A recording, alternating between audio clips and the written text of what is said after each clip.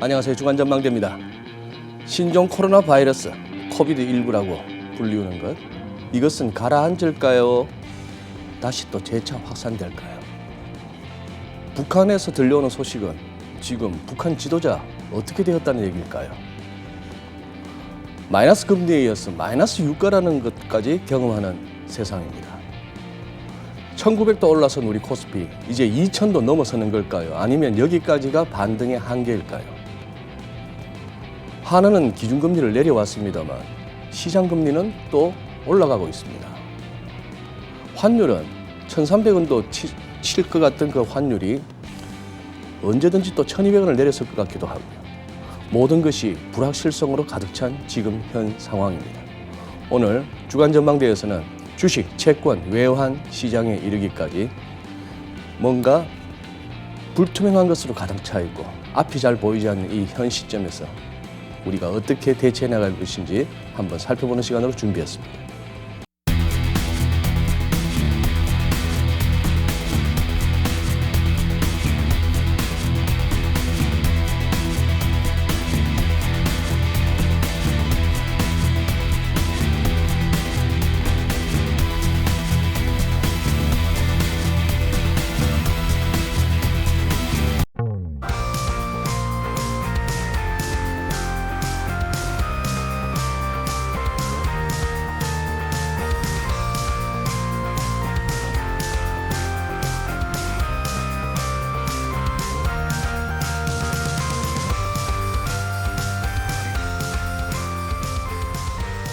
네, 오늘 주간전망대 함께해 주실 전문가 세 분 소개해드립니다.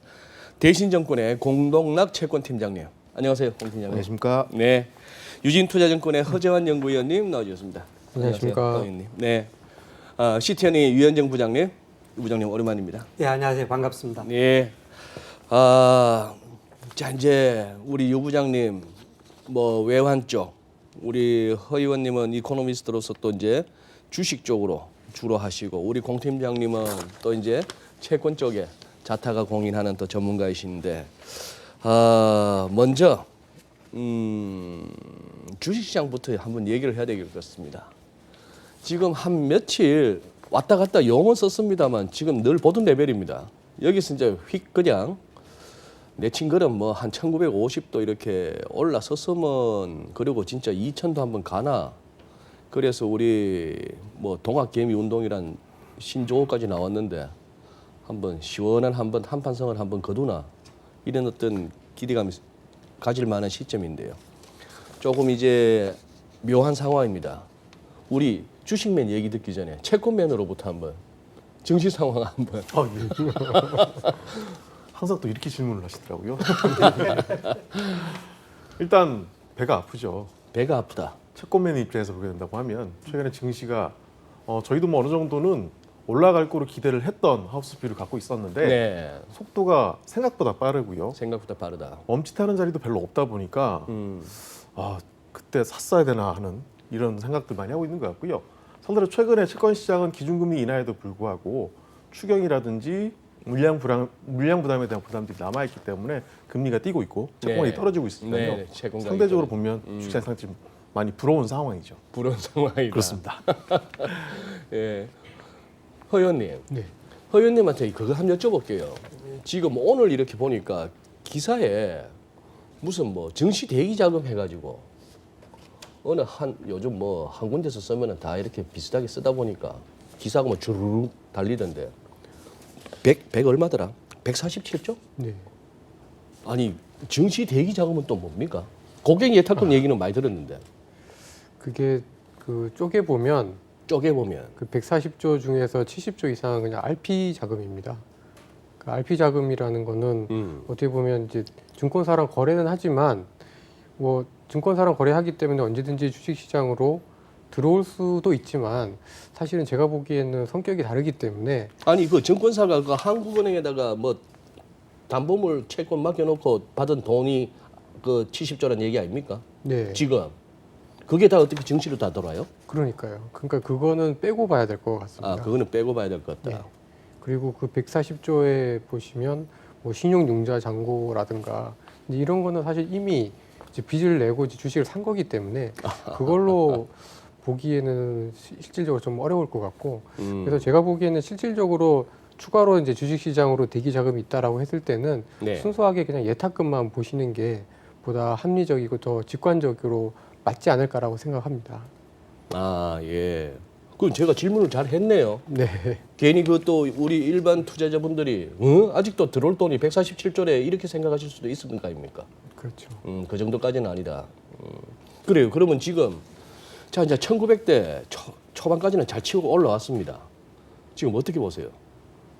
지금은 약간 속도 조절을 하면서 주식시장 내부적으로 봤을 때는 이제 소위 말하는 섹터 로테이션이라고 하는 게 나타날 수 있는 섹터 로테이션. 국면입니다. 순환매. 네, 어떻게 보면 지금까지는 바이오 그리고 뭐 코비드 19, 그러니까 그 코로나 바이러스 때문에 인터넷, 게임 네. 이렇게 바이러스 때문에 영향을 덜 받는 업종 중심으로 해서 주가가 많이 올랐습니다.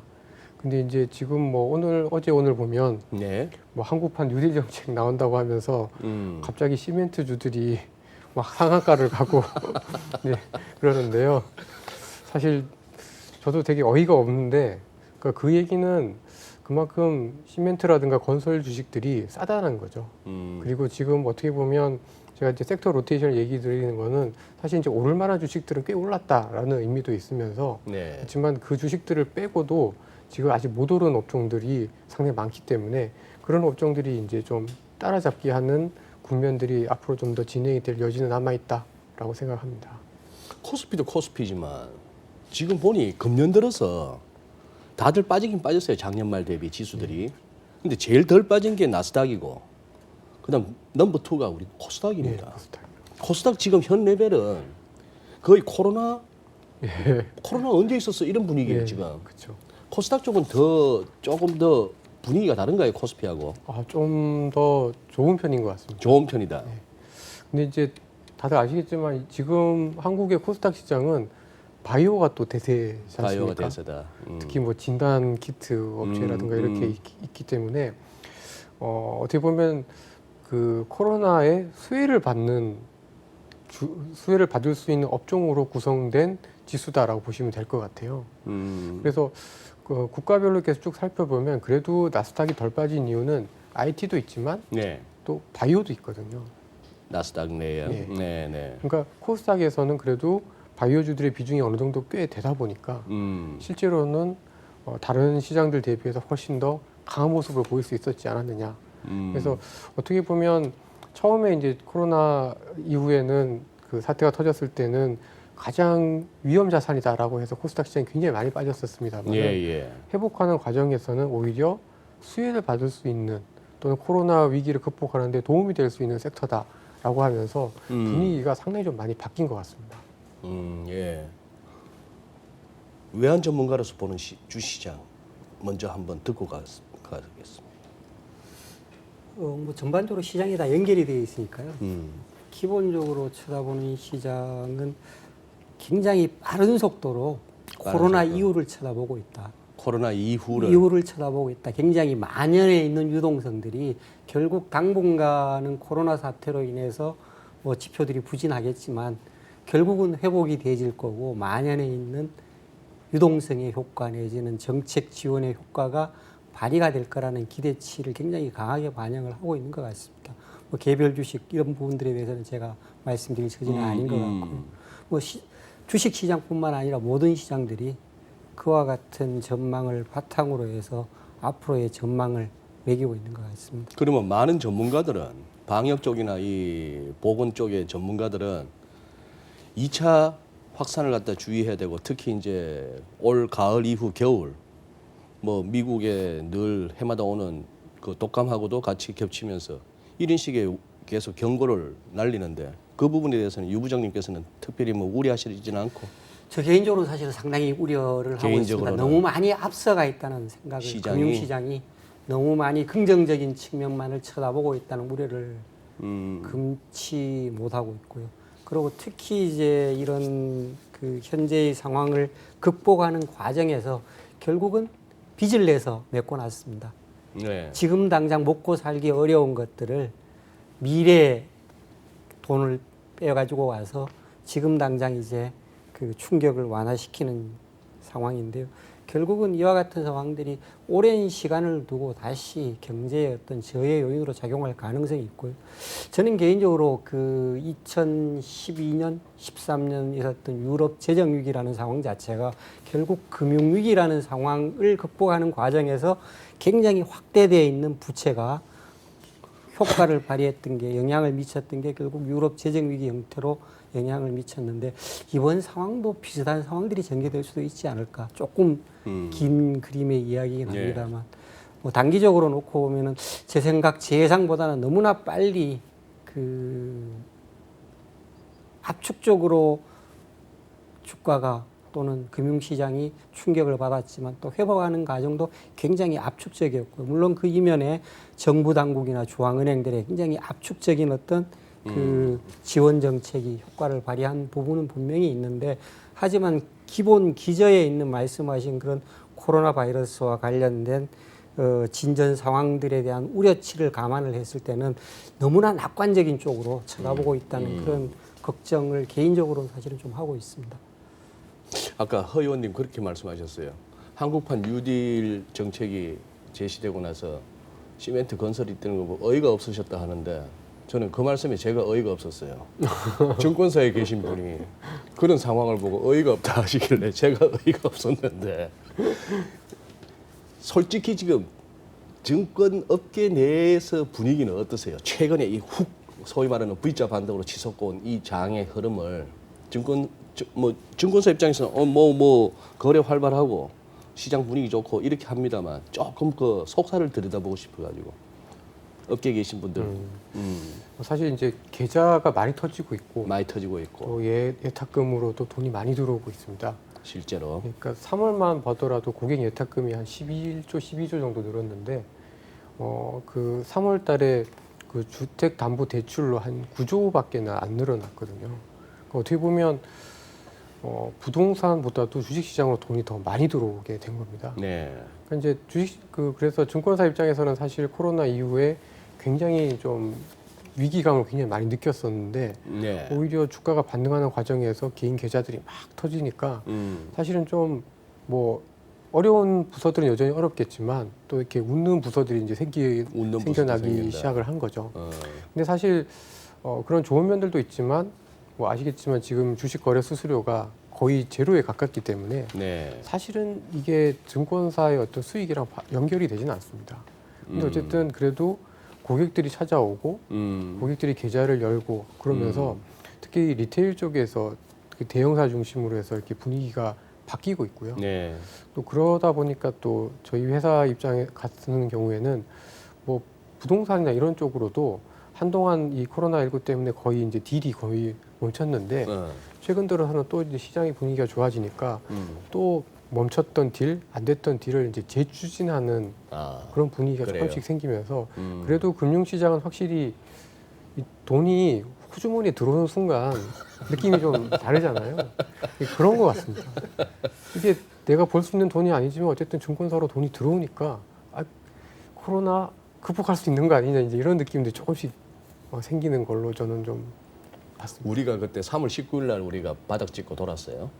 3월 19일 날 우리 장중 저점 제가 숫자가 안 잊혀지는데 1439점 뭐 얼마였는데 종가는 1450어라운드였고 그래 우리가 설마 1800도 깨겠나 싶었던 게 1500m로도 갔으니까 근데 그때는 우리 야 이러다 EL에서 난리 난다.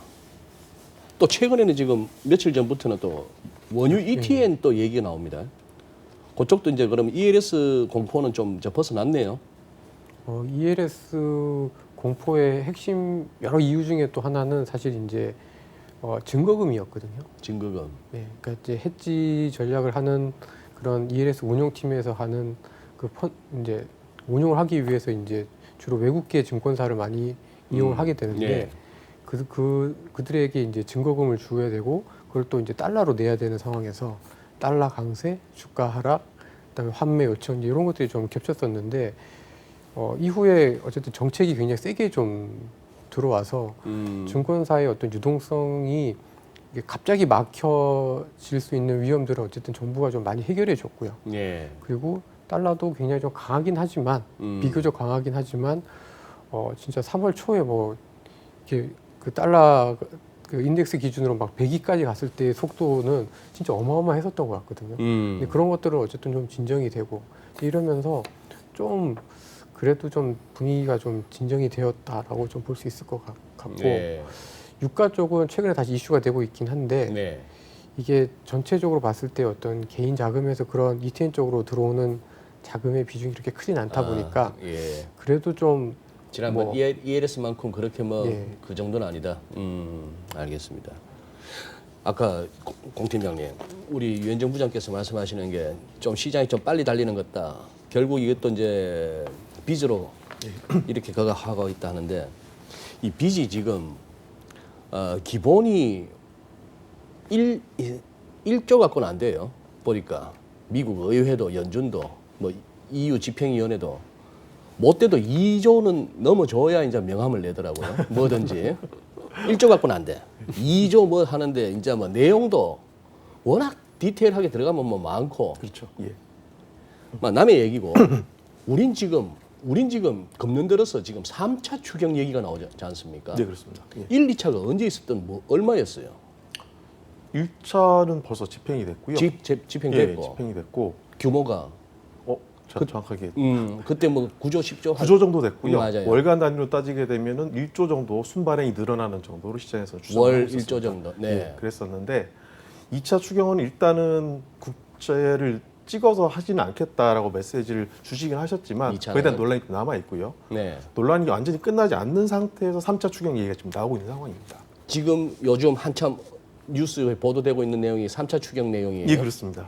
그러니까 지금 시장에서는 추정하기로는 한 7월 달 정도부터 3차 추경안이 통과가 되고 나면 월간으로 보게 되면 3조 정도 순발이 늘어난다. 월 3조. 예, 예. 그러니까 규모 자체가 엄청나게 큰 거죠. 국채 발행이 예, 그렇습니다. 이른바 적자 국채. 예, 예, 예. 네. 그러니까 아까 이제 부장님도 말씀하셨지만 지금의 금융시장이 엄청나게 빨리 달린다고 말씀하셨는데 네. 그 전제 중에 하나가 빚을 낸다고 말씀하셨잖아요. 네. 빚을 내는 시장이 채권 시장입니다. 빚을 내는 시장이 채권 시장. 그러다 보니까 채권 시장 쪽은 아무래도 물량에 대한 부담이 클 수밖에 없는 거고요. 채권 시장에서 빚 내줬지만 정치가 달려가고 있어. 그래서 이제 부럽다고 하는 거죠.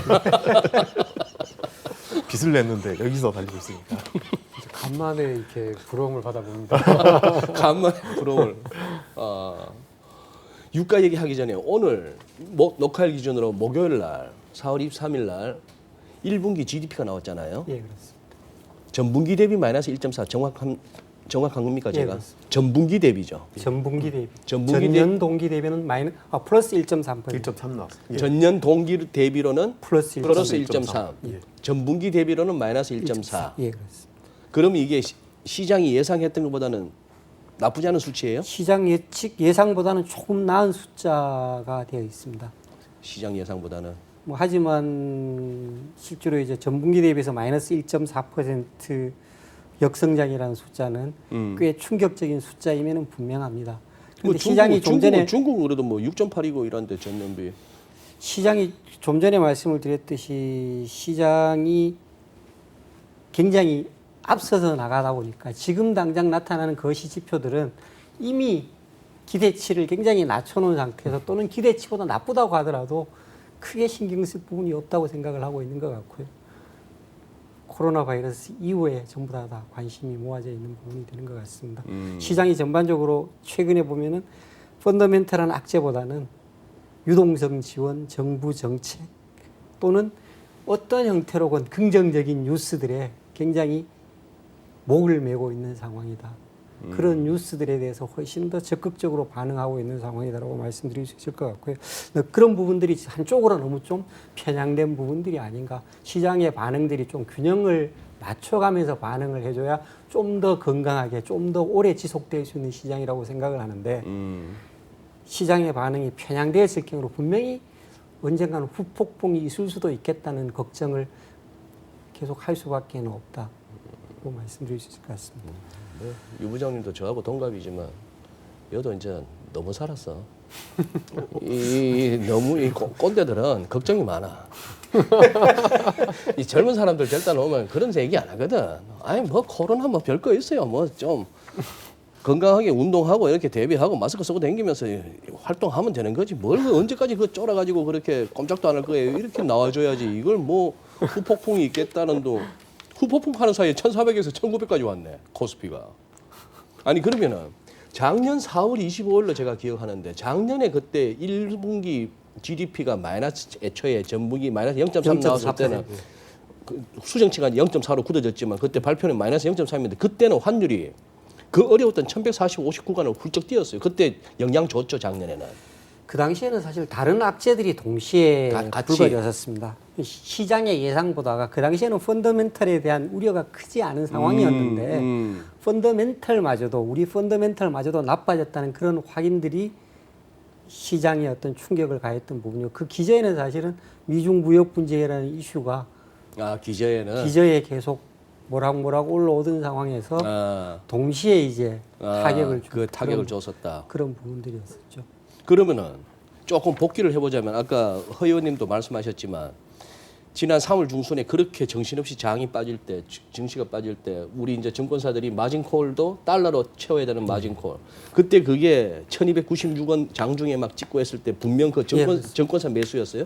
증권사 매수가 일정 부분 영향을 미친 것 같습니다. 영향을 사실 미쳤다. 똑같은 케이스가 이제 2008년도에 금융위기 당시에도 비슷한 상황들이 있었습니다. 그 당시에도 그 자산 운용사들의 소위 선물한 헤지 포지션들이라든가 아니면은 뭐 ELS 같은 네. 관련된 증거금 관련된 거래들이 외환 시장에 계속 수요 공급 변동성을 확대하는 요인으로 작용을 했습니다. 이게 이제 주가가 떨어지면은 달러를 팔아야 되는 구조가 돼 있고 주가가 떨어지면 달러를 사야 되는 구조가 돼 있고요. 주가가 올라가면은 달러를 팔아야 되는 구조가 돼 있습니다. 주가가 올라가면은 아마도 대부분의 경우에 환율은 떨어져 있을 거고요.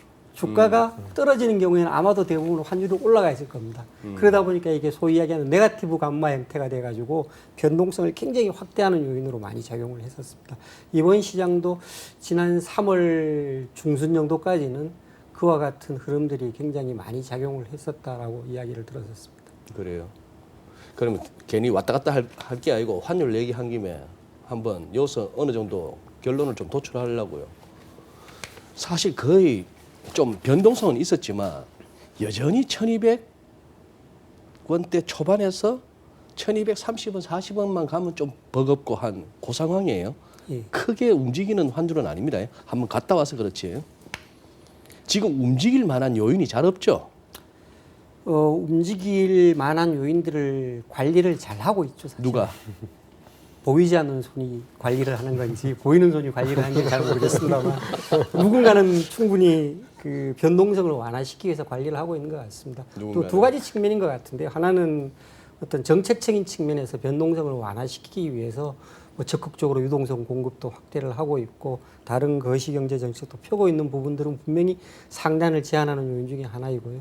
그리고 또 뭐 일정 부분은 외환 보유고 감소 등을 보면은 실제로 외환 시장의 실개입 물량도 상당 부분 작용을 하고 있는 것으로 추정을 해보고 있습니다. 뭐 하단은 기본적인 이제 투자 자금 흐름이라든가 그 위험 회피에 대한 어떤 대응 차원에서 하단이 지지가 되고 있는 상황이고요. 그러다 보니까 상대적으로 이제 상하단이 어느 정도 밸런스를 맞춘 차원인 것 같고요. 그리고 달러 대 원화 환율의 어떤 장기 흐름을 봐보면은 분명히 어떤 외부적인 충격이 있었을 때 가파르게 달러가 상승, 원화가 약세를 보이는 게 분명했습니다. 그런데 그 기간 자체가 오래 지속되면은 한 1년여 정도 지속이 됐습니다. 그리고 한 2년 내지 3년 정도 지나면 대체로 과거 평균치 근처로 회귀하는 경향을 보였던 게 과거의 한 20년 동안의 경험치였습니다. 그러다 보니까 장기 투자자들의 입장에서는 뭐 1250, 1300 정도 수준에서는 굉장히 달러를 팔기에 좋은 타임이라고 생각이 된 것 같고요. 조금 그 더 추가로 이야기를 하면 네. 저는 조금 놀랐던 자료 중에 하나가 지난 4월 초에 발표된 1사분기 외환거래 동향이었는데요. 거기에서 제가 가장 주목했던 부분은 비거주자들의 NDF 거래 동향인데 네. 1, 2, 3월 중순까지 환율이 많이 올랐습니다. 현재도 지금 연초 대비해서는 환율이 꽤 많이 올라 있는데 3월 달에 비거주자가 우리 NDF 시장에서 선물한 매매한 동향이 제가 지금까지 보지 못했던 숫자였습니다. 뭐였죠? 219억 불을 월간 기준으로 순매도를 했습니다. 여기에서 순매도를 했다고 예, 3월에. 3월 달에. 그 막 환율 지속하는 환율 와중에. 지속하는 와중에 아마도 3월 뭐 초순부터 그렇게 팔았는 것 같지는 않고 아하. 중순 이후에 매도가 집중되었을 거로 예상을 하는데 뭐 결국 제가 조금 전에 말씀드린 것 같이 장기적으로 봤을 때는 충분히 팔만한 레벨이다라는 생각을 가지고 판 거래자들이 없지 않은 것 같고요. 실제로 이제 환율이 이렇게 많이 올랐음에도 불구하고 비거주자들이 여기에 거래자들이 그렇게 적극적으로 달러를 판 경우는 제가 지금까지는 거의 경험을 못 해봤었습니다. 여기 비거주자 이른바 우리가 역외 세력이라 부르는 그쪽이 그거였는데 마이너스에서 순매도 나오는 순간 싶으셨구나. 사실 이제 지표가 이제 리얼타임 데이터가 아니고 조금 시차가 3개월씩 있죠. 계속 네, 후행을 네, 하다 보니까 네. 분기별로 발표를 하는데 분기 말 지나서 한 일주일 이상 지나서 발표가 되다 보니까 후행되는 지표이긴 한데 전반적인 어떤 시장 분위기가 어디에 포커스가 맞춰져 있는지는 충분히 들여다볼 수 있는 자료여서 제가 굉장히 관심 깊게 그 팔로우를 하고 있습니다.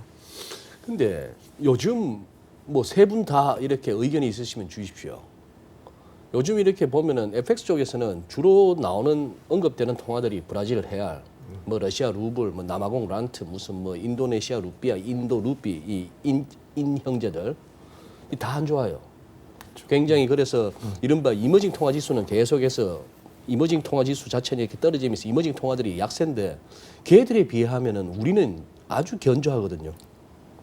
특별히 이머징 통화들하고 우리 원화가 차별화될 만한 이유 뭐 세 분 다 이렇게 한번 한 가지씩 언급해 가장 주신다면. 기본적인 이유는 굉장히 오랫동안 누적되어 온 경상수지인 것 같습니다. 경상수지 기준으로는 지금 말씀하신 그런 나라들에 비해서는 비교할 수 없을 정도로 우리나라가 건실한 편입니다. 그리고 네, 네. 지난 10수년 동안 계속 경상수지 흑자가 누적이 되었고 특히 이제 최근 한 7, 8년 정도 동안에는 상당히 큰 규모로 경상수지 흑자가 누적이 돼 있고 그러다 보니까 결국 그런 부분들이 이선 준비 자금으로 준비가 되어 있다라고 이야기할 수 있을 것 같고요. 결국 그런 부분들에 대한 어떤 안전판에 대한 생각으로 인해서 여기에 비거주자들조차도 장기적으로 이 수준이 유지되기는 힘들겠다라고 판단한 게 아닌가라고 생각이 그렇게 되어집니다. 보신다. 그래서 일정 부분은 저는 여기에 비거주들조차도 이미 달러를 매도 쪽으로 환율 하락 쪽으로 베팅을 하고 있는 것으로 그렇게 추정을 하고 판단하고 있습니다. 계시다. 혹시 회원님은 이머징 통화하고의 차별화된 어떤 배경? 아무래도 저는 뭐 한국하고 연준하고 어쨌든 통화 수합을 체결한 거의 영향 그리고 그게 2008년도 이후에 어쨌든 경험치가 있었던 거잖아요. 네. 그 통화 수합 2008년에 체결하고 이후로는 물론 이후에 조금 더 올라가긴 했었습니다만은 그 이후로는 환율의 변동성 자체가 조금 떨어지는 예. 그런 효과들을 봤었고 어디 뭐 아닌 말로 통화 수업 보입니까? 600억 달러 통화 수업 말고도 그놈의 그 피만가 정 답답하면 예. 그 너 들고 있는 미국 예. 국채 담보로 몇 개라 우리 얼마든지 빌려줄게 달러 이것까지도 우리도 혜택 볼 수 있는 제도 아니에요. 그렇죠.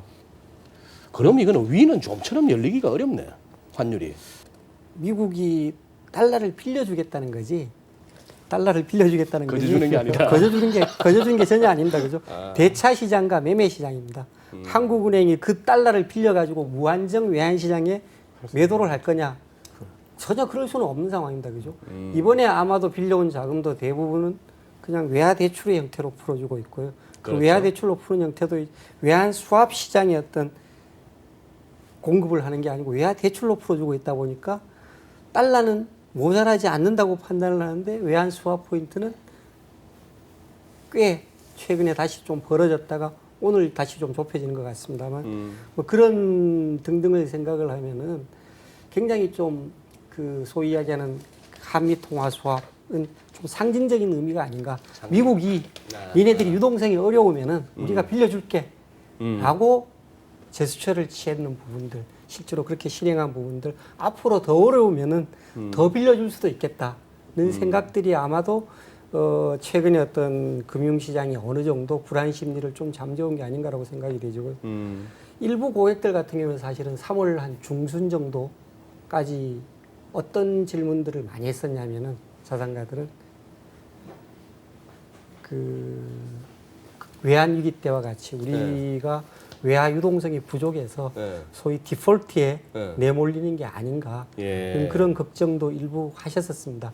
뭐 그런 맥락으로 놓고 보면 분명히 그 한미 통화 수합이나 또는 미국 연준이 피마 레포 퍼실리티를 한 부분들은 일정 부분 시장의 어떤 심리적인 안전판은 제공을 했다. 하지만 심리적인. 외환 시장의 수급 관점에서 놓고 보면 사실은 별로 아. 대세의 지장이 없는 부분이다. 그 양쪽으로 이야기할 수 있을 것 같습니다. 알겠습니다. 예. 조금은 그 이제 동물적인 감각에 그걸 갖고 계신 거죠. 유 부장님은. 저는 어느 정도 이해가 되는 것이 우리 유 부장님은 2,000원도 보셨던 분이거든. 본인 말로 내가 그 2,000원 비드 내가 찍었다는 양반 아닙니까? 아까 우리 방송 시작 전에 우리 공 팀장님 저를 한번 빵 터뜨리셨는데 모 하는 총재님을 언급하다가 3대 천재라고 했는데 3대 천재 다 모으면 늘 30명이 넘는다고. 300명 설도 있습니다. 300명 살도 있어요. 그놈의 97년에 IMF 외환위기 때 그 2,000원의 그거 인포맥스 차트에는 1999원으로 나옵니다만 1995원. 1995원 그놈의 그 2,000원 비드 내가 찍었다는 선수가 내가 알기로는 한 서너 명 돼요. 뭐 3대 천재들이 막 쏟아지는 거지. 그것도 겪었지 2008년도 현장에서 받지 않은 상황이니까 그런 어떤 싸한 면을 갖다가 나름 이렇게 느끼고 계신 거죠. 공 팀장님께는 그걸 여쭤볼게요. 우리가 흔히 외국인 투자자들이 우리 증시에 들어올 때 환율을 갖다가 크게 봤을 때 어느 정도 이것도 환차익이냐 환차손이냐도 염두에 두고 들어온다고 하는데 채권 쪽도 그런가요?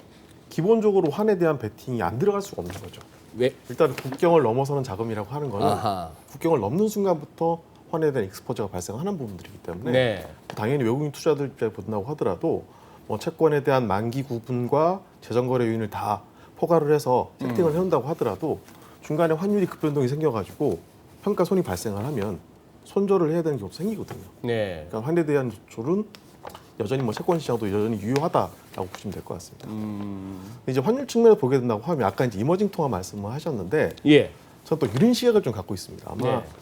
그 문제가 되고 있는 국가들 보게 되면 네. 브라질이나 러시아, 예. 뭐 인도네시아 이런 쪽들 가면 어떻게 보면 자원부국입니다. 어? 자원부국입니다. 아, 자원부국인데 원자재 그- 통화란 예, 말씀이에요. 원자재 통화인데 글로벌 수요가 유축이 되게 된다라고 하면 그쪽 지역은 당연히 타격을 받는 건데 글로벌 수요가 유축이 되면 우리나라 타격을 받습니다. 네. 당연히 그럴 수밖에 예. 없는 구조인데 아마도 부장님 말씀하셨던 것처럼 우리나라는 불황형이라고 표현할지는 모르겠지만 수출이 줄어들면 반대로 수입도 줄어듭니다. 그래요. 예. 그걸로 인해서 경상수지 흑자가 계속해서 기조적으로 유지가 되고 있기 때문에 그런 측면을 감안해 보면 상대적으로 말씀드렸던 그런 통화들보다는 강세를 나타내는 게 아닌가라는 생각이고요. 자, 거기서 조금 더 생각을 해보면 그 호주라든지 뉴질랜드 같은 이른바 선진 국가에 분류되는 통화들도 최근에 2월 달부터 최근까지 상황을 보게 되면 외환시장의 변동성 지표는 훨씬 원화보다 컸습니다. 호주도 이른바 원자재 통화예요. 그러니까요.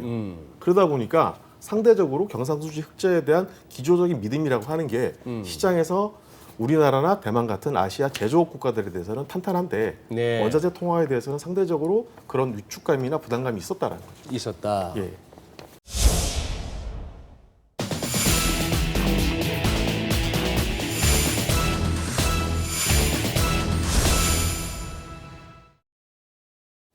그래요. 지금 이제 두 분이 경상수지를 갖다 말씀을 하셨는데 유 부장님 왜 관세청에서 발표한 거 있었잖아요.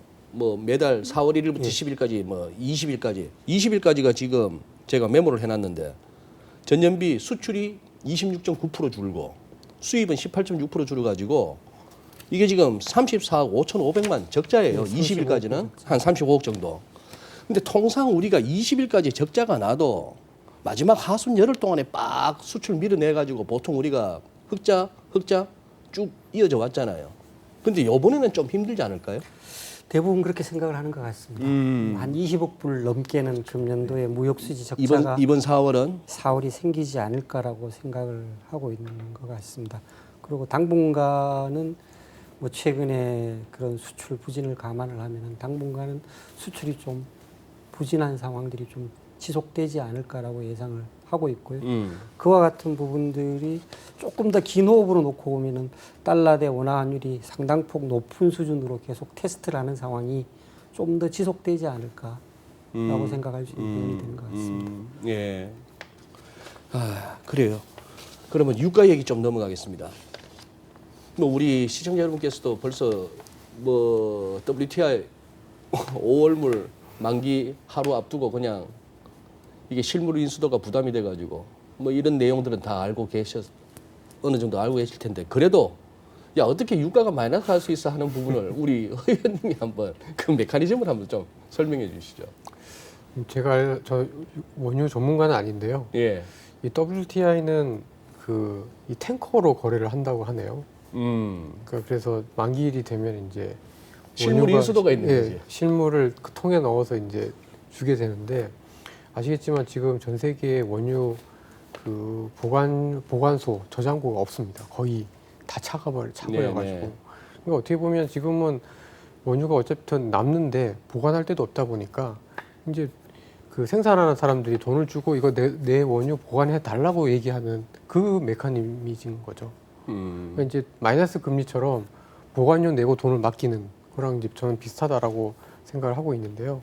근데 이제 그래도 이게 일시적이다라고 저는 조금 더 생각을 하고 있습니다. 그러니까 뭐 그렇다고 해서 유가가 뭐 대단한 반등을 한다 이런 건 아니겠지만 지금 오펙 플러스의 감산이 이제는 5월 달부터 시작이 되기 때문에 그래요? 네.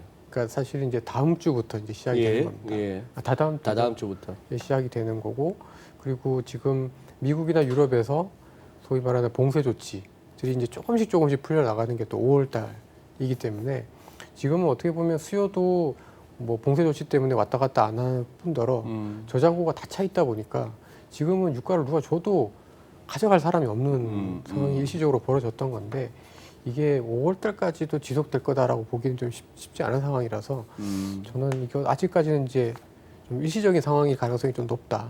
그러나 어쨌든 지금 전체적으로 봤을 때 원유 시장에서의 그런 공급 과잉 상태가 과거에 저희가 경험했던 수준에 비해서는 굉장히 좀 심하긴 했다. 좀 그 정도로 이해를 하고 있습니다. 이제 유가 뭐 마이너스 갈 수도 있는 걸 봤는데 우리가 그거 전에 이게 마이너스라는 게 가능하구나 한 게 금리였습니다. 네, 그렇습니다. 예. 그러면 공팀장님 독일 같은 경우 무슨 뭐 마이너스 0.4, 0.5였잖아요. 10년물 기준으로. 예, 그렇죠. 예. 일본도 마이너스 0.1, 0.2. 그 정도입니다. 예. 그 수익률에 독일 국채나 미국, 일본 국채를 사는 순간 손해 아닙니까? 근데 왜 그게 돈이 가죠? 아마 사실 저도 지금 채권 시장에 뭐 적지 않은 기간 동안 종사했다고 생각하는데 네. 그 투자 메커니즘을 생각을 해보면 끝이 잘 퍼즐이 안 풀리긴 하는데요. 끝에 퍼즐이 안 풀린다. 그래도 궁극적으로는 아마 경제학적인 메커니즘을 생각을 해보면 지금 어떤 자산을 갖고 있는 것보다 뭐 디플레가 발생한다고 해서 가치가 줄어든다고 하더라도 국채 같은 경우는 원금 상환은 받을 수 있으니까 줄어서 준다고 하더라도 그만큼 가치를 유지할 수 있는 덜 손실을 볼 수 있다는 기대가 있는 것 같고요. 상대적으로 다른 자산에서 투자를 하게 된다라고 하면 더 리스크가 크다라는 거를 프라이싱을 하고 있다고 봐야 될 것 같습니다. 간땡이가 너무 작은 거 아닙니까? 뭐 0. 몇 프로가 됐든 손해 봐가면서 그 국채에 담아두지 말고 넷플릭스 사고 아마존 사고 바이오주 사야지. 왜 그런 데다가 그러고 있어? 그래서 주식시장이 부럽습니다. 그래서 주식시장 결국 뭐 디폴트 리스크가 굉장히 높아져 있다라고 한다고 그러면 디폴트 리스크. 또는 주식을 샀을 경우에 뭐 최근에는 결과적으로 놓고 봤으니까 주가가 꽤 많이 반등했다고 그러지만 떨어지는 상황에서 고점 대비해서 전 세계 주가가 한 30%에서 한 35%는 다 떨어졌습니다. 그죠? 떨어지는 와중에 놓고 보면은 야, 차라리 내가 이 주식을 들고 이 고생을 하느니 매년 내가 그냥 0.5% 비용만 부담하면 되는데 수수료 내겠다 이런 0.5%만 부담하면 되는데 정부채 들고 있는 게 낫겠다. 그리고 필요한 경우에는 이 정부채는 언제든지 황금성이 있더라. 뭐 이런 차원으로 또는 담보로 제공할 수도 있더라. 이런 차원으로 정부채에 대한 수요가 계속될 수밖에 없는 거죠. 그리고 결과적으로 0%의 국채를 샀는데 마이너스 0.7%, 0.8%까지 갔습니다. 그죠? 캐피탈 게인이 생긴 거예요. 뭐 이런 상황을 놓고 보면 충분히 마이너스 금리가 현실적으로 가능할 수밖에 없는, 예를 들어서 내가 빌려주고 나면 떼일 확률이 10%예요. 금리로 환산하면 마이너스 10%? 연율이 아니고 라이프타임에 그냥 10%가 날아갑니다. 뭐 그런 쪽으로 감안을 하면은 굉장히 안전한 피난처가 되는 거죠. 0.5%면 수수료내면 되는데 이렇게 좋은. 또 그렇게 하니까 이해가 되네요. 아니 근데 너무 정신없어요. 뭐 WTI만 한 10불 하니까 이게 2불만 오르든지 빠지니까 20%가 폭등입니다. 폭락이고. 이걸 어떻게 시장에 트레이드들이 인조이 한다고 할 수 있나요? 아니면 지금 다들 살떨리면서 지금 이 시장 변동성을 견뎌내고 있다고 봐야 되나요? 변동성이라고 하는 건 일단 발생을 하면 일단 발생을 하면 운용자분들한테는 엄청나게 스트레스일 것 같고요. 실상 그 게임에서 네. 그 판에서 예. 승리를 한다고 해도 엄청나게 정신적인 비용이 만만치 않을 것 같습니다. 그러시지 않나요? 저는 개인적으로 첫 단추만 잘못 깨지 않았다고 한다고 그러면은 엄청난 사실은 트레이더의 입장에서는 기회의 땅이죠. 첫 단추만 잘 끼었으면 첫 달만 잘못 깨지만 않았으면은 잘못 깨지만 첫 않았으면 단추에 뭐 잘못 깨져 가지고 아예 그냥 아웃이 될 수 있는 그런 경우가 생길 수 있으니까 그렇지만 않다고 한다 그러면 트레이더의 입장에서는 굉장히 기회의 땅입니다. 사실 대부분의 트레이더는 풀 포지션을 가져가는 경우가 거의 없다 보니까 첫 움직임에 아웃되는 경우는 그렇게 많지 않고요. 그런 차원에서 단기 트레이더들의 입장에서는 굉장히 기회라고 얘기할 수 있을 것 같고요. 또 다른 한편으로 이제 긴 포트폴리오를 운용하는 사람의 입장에서는 굉장히 고통스러운 기간이 되겠죠. 우리 허 의원님도 잘 아시는 분. 다 시장 이렇게 진단하시고 전망하시고 하시는 같이 이렇게 움직이다가 지인이 그러더랍니다. 그 3월 19일 날 저점 찍고 뭐 20이 나는데 그러고 나서 하루 이틀 때까지는 인버스로 대박을 냈대요. 그러고 나서 이제 3월 19일 찍고 이제 돌아서는 한 2, 3일 후에는 레버리지 또 해서 또 이걸 또 다 먹었대요. 이번 1900까지 오는 장을. 그러면서 한 얘기가 회사를 왜 다니냐 이러더라는 거죠. 회사를 왜 다니냐 이러자는 건데 그 케이스는 이제 첫 단추를 잘 깨고 양방으로 다 먹은 케이스고 첫 단추 잘못 깨면은 그걸로 아웃이죠. 거기서 우르르 떨어질 때 뭐 한 1950이나 1800에서 잡았다가 버티다 1500 깨지는 거 보고 던지고 거기서 또 하방으로 또 배팅하다가는 또 이번에 죽고 이럴 수가 있다는 그런 얘기입니다. 그죠? 시험이랑 비슷한 것 같아요. 1교시에 1번 문제는 꼭 맞춰야 됩니다. 틀리면은 마지막에 종 칠 때까지 계속 고민하다가 저 학원 가야 될 수도 있고요. 그래서 보면 옛날에 우리 그래도 수학 1번, 2번은 그래도 집합하고 명제를 1, 2번은 그래도 풀고 가라고 네. 참 배려였어요, 그죠? 그래도 3번 함수나 뭐 바로 미분 넣으면 바로 막히지만, 우리 저기 금통위원들이 바뀌셨잖아요. 네, 그렇습니다. 조금 어떻게 그분들의 어떤 그걸 떠나서 우리나라에 있어서 금통위원들의 진정 그 존재감 내지는 역할이 어느 정도라고 할 수 있을까요? 일단 한눈의 역할이 연준하고 상대적으로 비교를 해보게 된다라고 하면 뭐 우리나라 상황이라서 말씀드리기가 네, 하긴 합니다만 네. 상대적으로 위상 자체는 크진 않은 것 같고요. 그럼에도 불구하고 당연히 금통위원분들도 개인적인 경제 철학과 뷰들이 있으시니까 네. 거기에 맞춰서 비둘기나 매파가 정해지는 거 아니겠습니까? 네. 근데 아무래도 연준처럼 아니면 연준 쪽에 계시는 분들의 뭐 본인들의 입장을 피력하는 과정들을 생각해 보면 아주 터프하게 말씀하는 분도 계시거든요. 네. 네. 금리를 다 같이 내릴 때도 무조건 올려야 된다는 분도 계시긴 하는데 상대적으로 우리나라 같은 경우는 이제 그런 입장을 피력을 하거나 주장을 하시는 분들의 그 빈도가 였다 보니까 비둘기다 매파다라고 하는 성격 구분 자체가 그렇게 선명하지는 않습니다. 그리고 더군다나 지금 시점에서 보게 된다라고 하면 그분들의 개인적인 입장과 경제적인 뷰와 무관하게 경제적인 상황과 중앙은행이 해야 될 역할들이 분명히 있기 때문에 네. 어떤 분들은 좀 더 도비시할 수도 있고 네. 어떤 분은 또 혹시할 수 있긴 하긴 합니다만 지금 상황에서 그런 뷰들을 직접적으로 드러내지는 않을 것 같아요. 최소한도 올해나 뭐 내년 한 상반기 정도까지는 지금의 정책 기조를 그대로 이어갈 가능성이 크다는 생각들이고요. 본격적으로 매인지 비둘기인지 발톱을 확인하려고 하면 내년 이맘때 정도면 아마 좀 확인하지 그래요? 않나 이런 생각을 해보고 있습니다. 이번에 이제 세 분이 새로 이제 조인하신 거죠. 예, 그렇죠. 한 분 연임되시고요. 연임되신 분이 성함이 고승범 고성범 위원님이 그거하고 조윤재, 서영경, 주상영 새로운 금통위원 세 분 오셨는데 취임사에서 언급하신 그러면 전례 없는 통화 정책이라 예, 그렇습니다. 어떤 걸 우리가 생각할 수 있죠? 일단 지금 한국은행의 통화 정책이 기준금리만 보더라도 전례가 없습니다. 현재 우리 0.75? 0.75 금리 하고 있고요. 연준의 기준금리가 뭐 제로금리긴 합니다만 상단 잔체 0.25를 감안해서 보게 된다라고 하면 예전에 금융위기 때 우리나라가 금리를 내릴 때가 2%였습니다. 네. 연준은 0.25였고요. 네. 그거랑 비교하면 상당히 전례가 없는 거죠. 그러네요. 전례가 없는 상황이고 그만큼 위기 상황에 대해서 중앙은행이 뭐 단순하게 경기를 뭐 부양을 한다, 물가를 관리한다 이런 의미가 아니라 최종 대부자소리 기능을 계속해서 담당을 하고 그 짧은 기간이긴 합니다만 3월달 이후로는 포지션이 완전히 바뀌었습니다. 그러다 보니까 전례 없는 통화 정책에 계속해서 그 방향을 맞추겠다라고 하시는 기재도 보면 지금의 통화 정책 기조가 당분간 이어질 수밖에 없다. 이런 입장들이 필요하신 것 같습니다.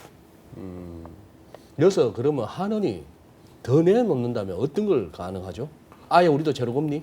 아마 이제 그건 있을 것 같아요. 지금도 계속해서 거기에 대한 언질 내지는 말씀을 하고 계신데 실효한 얘기를 하면서 우리나라는 기축통화국이 아니니까 상대적으로 미국이라든지 뭐 유로존 같은 이런 나라들만큼 금리를 내릴 수 없다는 입장을 피력을 하고 계시긴 한데요. 뭐 그런 입장을 피력하셨음에도 불구하고 벌써 0%대 금리를 들어갔다는 얘기는 그만큼 전대 미문의 통화정책 상황으로 가고 있고요. 그런 측면에서 보게 된다라고 하면 강도나 폭 자체가 얼마나 더 클지에 대해서는 각자 생각하기 나름이긴 합니다만 저는 한 번 정도는 더 금리를 내릴 수 있다고 보고 있습니다. 한 번 정도는 더 내린다. 예, 그렇습니다. 지금 그런데 우리 오랜만에 이제 다시 우리 금리가 정책 금리가 미국보다 높았어요. 높아졌어요 이번에.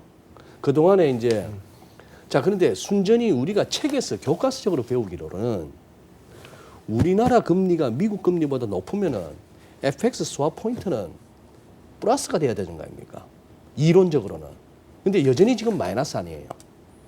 그거는 이제 그 이론에서 수정이 필요한 부분이 뭐냐면은 그냥 지표금리가 각 나라의 지표금리가 사실은 거래자의 입장에서 자기가 적용할 수 있는 금리가 아니고 네. 실제로 자기가 조달 가능하거나 운용 가능한 금리가 첫 번째 적용이 돼야 되고 그 FX 스왑 포인트 산출되는 적용되는 금리는 예, 첫 네. 번째 거기서 시작을 하고 그다음에 두 번째는 FX 스왑은 트레이딩입니다. 그죠? 마켓의 디렉션 내지는 방향성에 따라 가지고 또 수급도 포지션이 굉장히 한쪽으로 편향이 될 수밖에 없는 상황들입니다. 뭐 지금 현재는 스왑 포인트가 가파르게 떨어지는 쪽으로 계속 작용을 하다 보니까 적극적으로 추가적으로 롱 스왑을 하기가 굉장히 부담이 되는 상황이 되어 있는 거죠. 이미 벌써 지금 다들 현재 상황에서는 이미 포지션이 매수 쪽으로 가 있는데 매수 쪽이라 하시면 셀앤바이 그렇죠. 선물한 바이 쪽으로 가 있는데 먼저 현물에서 팔고 그렇죠. 선물 안에서 사는 예. 어차피 KD에서 남으니까 만기까지 가면은 펀딩 코스트 대비해서 현재 포지션이 남다 보니까 현재 상태에서 스왑 포지션을 숏으로 돌려놓은 사람들은 별로 없을 겁니다. 대부분은 롱 스왑이 되어 있는데 추가적으로 더 갈 수 있는 룸이 있느냐 그거는 본인의 캐피탈의 문제인 거죠. 트레이딩의 어떤 버퍼의 문제가 되는 거죠. 그러다 보니까 이제 스왑 포인트가 어쩔 수 없이 말씀드렸듯이 생각하는 이론가와 사실은 다른 현실 이론가가 있고 그 이론가는 상당한 밴드를 가지고 있습니다. 거기에 더해서 포지션 상황들이 몰리면서 굉장히 극단적으로 움직일 수가 있고 일시적으로는 또 뭐 지난 3월 중순에 봤던 것과 같이 한 달짜리 스왑 포인트가 이론가 대비해서 말씀하셨던 그런 지표 금리 대비해서 한 450bp 정도 4, 5, 50년 정도나 더 낮은. 예, 더 낮은 그런 상황들이 연출이 됐었죠. 예, 조금 우리 이쪽에 이제 우리 FX 스왑 포인트에 이제 익숙치 않으신 시청자 여러분들에게 말씀을 드리자면은 이른바 바이앤셀, 셀앤바이 이렇게 표현을 합니다. 그것은 뭐 한 달일 수도 있고 3개월일 수도 있고 1년짜리일 수도 있는데 여기서 바이앤셀이라는 얘기는 나 먼저 달러 사고 나중에 팔게 할 때 이제 주거니 받거니 하는 그 차이가 스왑 포인트인데 이게 이제 플러스면 나중에 사든지 팔든지 할 때 지금 환율보다 더 높은 환율로 마이너스면 낮은 환율로 이렇게 하는 것이고 우리 유현정 부장께서 말씀하시는 롱 스왑 이런 얘기는 이제 이른바 셀앤바이 스왑을 갖다가 딜러들 사이에서는 뒷부분으로 해서 뭐 그렇게 얘기를 하고 있는 겁니다. 그런데 이제 조금 더 그 부분에 대해서 이제 조금 더 쉽게 보충 네. 설명을 드리면은 쉽게 얘기하면 스왑이라는 거는 내가 원화를 주고 달러를 빌리거나 또는 반대로 달러를 주고 원화를 빌리는 형태가 되는데 네. 결국 자금 시장의 입장에서 놓고 보면은 원화를 빌린 사람은 원화 금리를 줘야 되고 달러를 빌린 사람은 달러 금리를 줘야 됩니다. 그런데 거기에서 제가 방금 말씀드린 우리가 이야기한 스왑 포인트가 이론가에 대해서 괴리가 됐다는 것은 주고받는 원화 금리를 서로 주고받는 게 아니고 거기에다 웃돈을 얹어주는 겁니다. 그렇죠. 달러를 빌리는 사람이 연율 기준으로 해서 최근에는 약 한 1%에서 한 2% 사이 정도 그리고 지난 3월 중순에서는 한 4% 넘게 웃돈을 얹어줘야만 달러를 원화를 맡기고 달러를 빌리는데 웃돈을 한 4% 넘게 연율로 얹어준 상황이다. 결국 외환 시장에서 그만큼 달러화가 품귀 현상을 빚었다. 지금도 지표적으로 그러면 얘기하고 지금도 그러면 스왑 시장 FX 스왑 시장의 동향으로 봤을 때는 여전히 달러 유동성이 좀 빡빡합니까? 사실 이제 여기서 달러 유동성이라고 했을 경우에 자금 거래자의 입장에서 네. 유동성과 외환 거래자의 입장에서 유동성은 조금은 다른 개념입니다. 오케이. FX 스왑 포지션을 러닝하는 소위 스왑 트레이더와 자금을 빌려주고 빌리는 그런 머니 마켓 트레이더는 다른 주머니입니다. 그래요. 만약에 내가 현재 지금 내가 셀 바이 스왑을 선물안으로 예를 들면 스왑을 사놨습니다. 그런데 스왑 포인트가 계속 낮아지면은 나는 기간 동안에 손해를 보는 계속 평가 손실을 볼 수밖에 없습니다. 네. 이 트레이더는 매일매일 뭐로 평가하느냐? 현재 시장 가격으로 평가를 하고요. 현재 시장 가격에 주어져 있는 스왑 포인트로 머니마켓 트레이더하고 내부 거래를 합니다. 그러다 보니까 FX 마켓에 있는 스왑 트레이더는 금리 차이로 놓고 봐서는 엄청나게 지금 무조건 사야 되는 상황인데도 불구하고 싼 상황인데도 불구하고 살 수 없는 상황에 처해지게 된다는 겁니다. 전반적으로 지금 현재 외환 스왑 시장에서는 아직까지 여전히 달러 매수가 그렇게 쉽지 않은 상황이다. 선물한 쪽에서 현물한 매도, 선물한 매수의 그런 짝을 이루는 그 스왑 거래에서 선물한 매수 쪽에 그러면 유 부장님 그 설명에서 유추해서 그러다 보니까 생각만큼 현물화 시장에서 즉 달러원 시장에서 환율이 그렇게 쉽게 팍팍 안 빠진다라고 이해해도 되겠습니까? 그렇다 보니 아무래도 조금은 영향이 있겠습니다만 조금은 영향이 있겠습니다만 다 맞는 이야기는 아닙니다. 왜? 지금 말씀드린 이야기는 소위 대차 시장입니다. 빌리고 빌려주는 시장이고요. 내가 빌려주면 언젠가는 거기에서 정해진 금리 내지는 정해진 자금값을 되돌려받고 회수가 되어지는 부분인데 외환 시장은 매매 시장입니다. 달러를 팔고 나면은 현재 가격에 팔고 나면은 나중에 내가 살 때는 나중에 사는 시점에서 시장 가격으로 살 수밖에 없는 겁니다. 네. 그래서 매매 시장과 대차 시장의 차이점을 충분히 이해를 해야만 사실 지금 하고 있는 이야기들에 대한 이해가 가능합니다. 그래요. 알겠습니다. 머리가 살짝 아파집니다. 이럴 때는 이제 또 시켜주기 위해서는 주식 얘기가 최고죠. 지금 조금 포트폴리오 조정이 필요한 시점인가요? 아니면 우리 지금까지 잘해오신 개인 투자자들 그냥 쭉 이 포지션 들고 가는 게 맞다고 보십니까?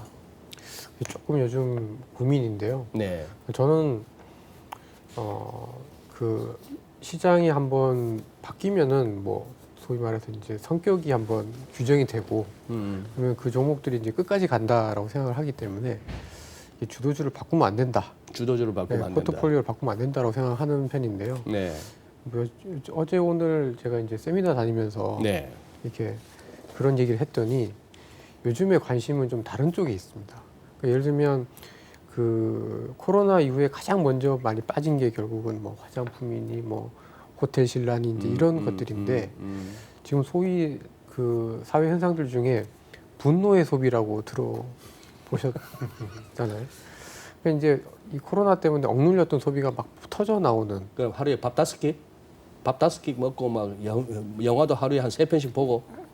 아니, 밥을 5끼를 먹는 게 아니고 네. 밥을 집에서 먹는 게 아니고 호텔에 가서 먹는 거죠. 네. 아. 그래서 이제 그런 거에 대한 기대감들이 있으셔서 이제 포트폴리오를 좀 바꾸고 싶은 분들이 되게 많으신 것 같아요. 그래요. 그래서 저 자꾸 이제 호텔실 어떻게 보시냐, 화장품 어떻게 보시냐. 아. 왜냐하면 이제 조금 저희들도 이제 좀 분위기가 어쨌든 좀 완화가 되고 있고 중국이 좀 조금 그 지표들이 그래도 뭐 PMI 같은 거 못 믿는다고 하지만 지난 3월달 지표 또 좀 2월달 대비해서 확 올라오고 이러다 보니까 이게 만약에 한두 달 지나면 미국도 그럴 수 있는 거 아니냐 이런 기대감들이 사실은 의외로 시장 참여달 중에서 꽤 있었던 것 같습니다. 그래서 저는 포트폴리오 아직 바꿀 때 아니다. 여전히 인터넷, 온라인, 디지털, 바이오 이런 쪽이 어쨌든 코로나 이후에도 세상을 이런 거 중심으로 해서 좀 가져갈 수 있을 거다라고 생각을 하고 있는데 지금 시장 참여자들은 오히려 그 반대쪽 가장 먼저 코로나 때문에 힘들었지만 오히려 이런 분노의 소비가 실현이 됐을 때 오히려 그런 업종들이 훨씬 더 빠르게 올라갈 수 있다라는 쪽에 굉장히 좀 관심들을 많이 갖고 있어서 지금 조금 약간 고민 중에 뭐 어떻게 보면 그런 그것도 있죠. 충분히 기대 수익률 이상으로 나왔으면 한번 차익 실현하고 한번 갈아타고 싶은 심리는 있겠죠. 그러면 공 팀장님이 요즘 저 막 잘 나가는 증시를 부러워만 하지 마시고 초를 한번 치세요. 원래 채권쟁이들은 좀 이렇게 진중하고 좀 약간 어둡잖아요. 근데 항상 제가 뭐 주식시장 펀드를 가입하면 항상 지수가 빠지더라고요. 제가 좀 자제하고 있습니다. 좀. 자제하고 있습니다. 자제하고. 아마 이제 그거인 것 같아요. 주식시장 같은 경우는 항상 희망과 기대를 먹고 사는 시장이고 채권시장 같은 경우는 그 과정에서 어두운 면과 불확실성을 피하고 싶어하는 욕구들이 있다 보니까 그런 부분들인데 상대적으로 이제 채권시장 내에서도 보면 그런 시장의 긍정적인 면을 기대하는 시장이 분명히 있습니다. 네. 국채시장 같은 경우는 사실은 본질적으로 항상 어두운 면을 많이 보게 되는 시장인데 네. 크레딧 시장 같은 경우는 최근에 스프레드 많이 올라왔고요. 그러다 보니까 이제 금융시장을 안정시키기 위한 조치들이 거의 어떻게 보면 크레딧을 안정시키기 위한 조치들 나오고 있기 때문에 아마 크레딧 쪽 같은 경우는 좋은 종목들을 선별을 한다고 하면 뭐 주식시장만큼은 아니겠지만 나름대로는 분노의 채권 매수를 한번 해볼 수 있지 않겠냐라는 생각을 해보고 있습니다. 분노의 채권 매수. 알겠습니다. 그러면 이제 이제 뭐 마무리를 해야 될 것 같은데요. 지금 이제 세 분이 오늘 이제 저희 주간 전망대 이제 출연을 앞두고 이렇게 나름대로 말씀하고 싶었던 게 있었을 것 같아요. 지금 이제 여러 가지로 궁금한 게 많아지는 5월입니다. 진짜 미국의 경제 재가동, 이른바 이코노미 리오픈이 가능할까? 뭐 어떤 방식으로 될까? 그랬을 때 이 코로나19의 어떤 재확산은 없을까? 요새 지금 뭐 중국은 진짜 괜찮은 거 맞나? 등등 해서 당장 오늘 저녁에 무슨 뭐 22 EU 정상회의를 뭐 얼굴 맞대고는 못 합니다만 부품하게 뭐 2조 유로 뭐 에더블루는 띄웠습니다만 이게 되긴 될라나 싶기도 하고 여러 가지가 있는데요. 한번 이제 조금 3월까지의 격정의 시장 그리고 획 돌려 세웠던 4월 이런 상황인데 이제 5월 한번 조금 이렇게 한번 우리 시청자 여러분께 드리고 싶은 말씀들이 있으시면 한마디씩 하고 마무리하시죠. 유 부장님부터. 사실 제가 드릴 말씀은 모두에 드렸던 것 같은데요. 전반적으로 시장이 너무 밝은 면, 코로나 상황 이후의 상황들을 너무 앞서서 상정하고 있다는 생각을 기본적으로 하고 있고요. 거꾸로 뒤집어서 이야기를 하면은 네. 앞으로의 진행 상황 그렇게 가파른 속도로 어떤 투자 심리가 계속 안정세를 찾아가기는 어려울 거다라고 개인적으로 생각을 해보고 있습니다. 환율로 들어오면은 현재 지금 환율 수준이 과거 평균치 내지는 뭐 기대치에 비해서는 상당히 높은 게 사실입니다. 현재 환율 수준이 앞으로 2년, 3년 계속 유지될 거다라는 생각하는 사람은 그렇게 많지 않은 것 같습니다. 저 자신도 상당 부분 거기에서 동의를 하는데 적어도 앞으로 3개월, 6개월 정도 기간 내에서 환율이 과거의 수준으로 또는 연초의 수준으로 돌아갈 거다라는 생각도 하지 않아야 되지 않을까라고 생각을 하고 있습니다. 그래서 전반적으로 상단은 뭐 여러 가지 조치로 인해서 제한이 되고 있긴 합니다만 네. 하단도 그렇게 시장 자체적으로 쉽게 내려가기가 어렵겠다. 그래서 결론적으로 과거보다는 연초 내지는 과거보다는 굉장히 상당폭 높은 수준의 환율이 지속될 것 같다라고 생각을 해보고 있습니다. 뭐 말씀을 듣다 보니 우리가 코로나 바이러스가 좀 잦아들고 잡힌다 하더라도 우리가 완전 그 이전으로 아무 일 없었던 것처럼 가기는 힘들다. 상당히 힘들 것 같고요. 특히 이제 우리 같이 이제 소규모 소위 이야기하는 소규모 개방 경제의 하에서 이번 그 지난 중순까지 발표됐던 수출 지표에서도 이야기가 되어지듯이 우리 경제에 대한 충격이 상당 기간 동안 지속될 가능성이 있어 보이고 특히 이런 부분들을 이제 직접적으로 환율이라는 측면으로 놓고 보면 바로 수요 공급의 어떤 기저의 기반의 역할을 하기 때문에 상당 부분 원화 가치에 대해서 약세를 보이게 하는 환율 입장에서는 환율 상승 쪽에 무게중심을 두는 그런 요인으로 작용을 하게 될 것 같습니다. 알겠습니다. 예, 아주 완곡 하나만 비율을 말씀해 주셨네요. 예, 허 의원님. 저는 좀 유 부장님 말씀 이렇게 들으면서 저도 이제 좀 시장에 좀 앞서 나가는 부분들이 분명히 있는 거는 저 동의를 하고요. 네. 근데 이제 그렇게 된 가장 큰 요인은 결국 돈이 아닌가, 유동성의 힘이 아닌가. 그리고 지금 특히 저희 한국에서만큼은 부동산이 좀 막혀 있다 보니까 네. 네. 이제 주식이 새로운 어떤 그 뭐 기회의 땅까지는 아니지만 새로운 기회로 좀 자리매김을 하고 있고 또 부동산은 또 가서 봐야 되는데 코로나 때문에 인터넷으로 쉽게 할 수 있는 온라인 매매 이런 것들로 인해서 주식시장에 대한 관심들이 좀 다른 때보다는 좀 높은 것 같고 만약에 이렇게 계속해서 좀 관심이 높다라고 하면 저는 지금부터 해서 어떤 5월 시장이 뭐 대단히 장밋빛이나 굉장히 가파르게 올라가기는 쉽지는 않지만 적어도 지금의 분위기가 당장 이렇게 꺾일 만한 또 요인도 그렇게 많지는 않다라고 생각을 해서 상대적으로 좀 싸 보이는 산업이나 조금 지금보다도 어떻게 보면 이미 좋아졌던 산업보다는 그렇지 않은 사람들 내에서 약간은 좀 기회가 조금 더 있지 않을까라고 좀 판단을 하고 있습니다. 미국도 유럽도 꺾일 일은 없다. 세게. 현재 뭐 정책 기조로 보나 뭐로 보나. 오히려 저는 코로나 때문에 계속 모든 문제들을 돈으로 이렇게 해결을 하려고 하는 게 결국 나중에는 굉장히 그 죗값을 치를 것 같긴 하지만 지금은 코로나가 그러니까 이때 살짝 둔화가 되는 게 제일 좋은 것 같아요.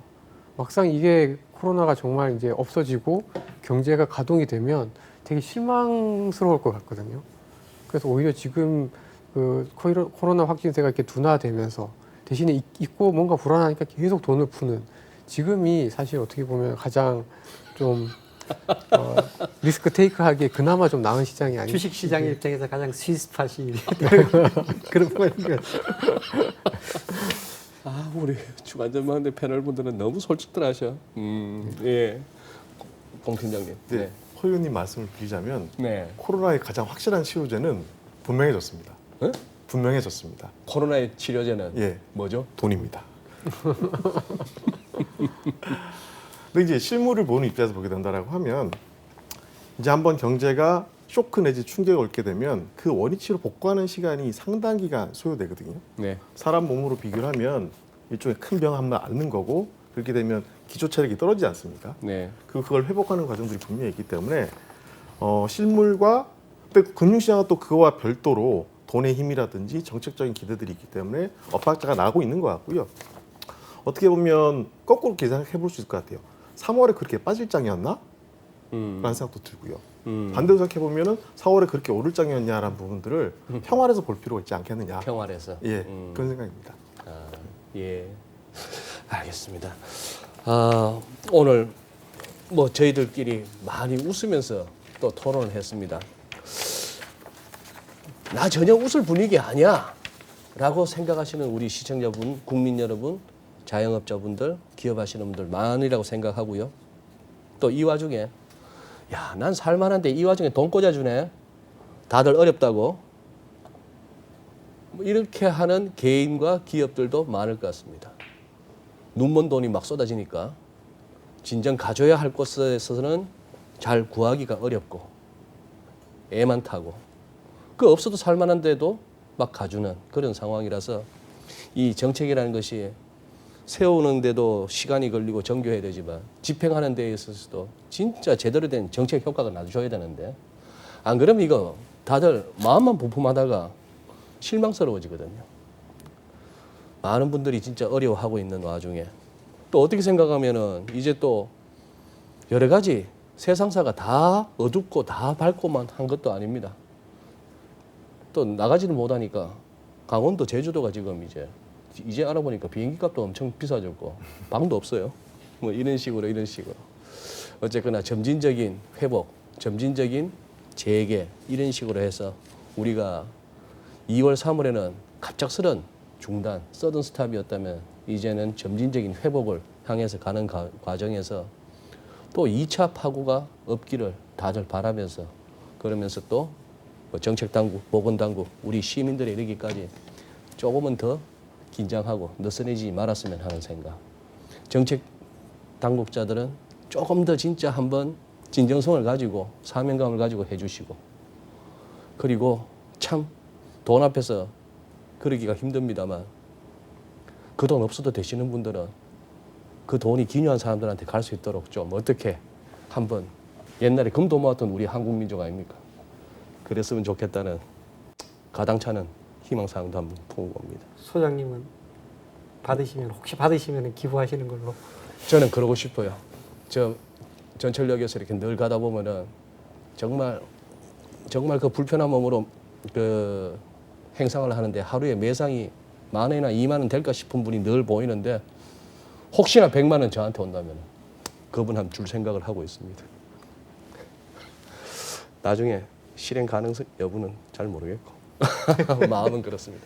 그래요. 오늘 세 분 귀한 말씀 감사드리고 자 시청자 여러분 다음 주 찾아뵙겠습니다. 오늘 여기서 마무리하겠습니다. 고맙습니다. 감사합니다. 수고하셨습니다. 그래. 시각이 많아지는 게 맞네요.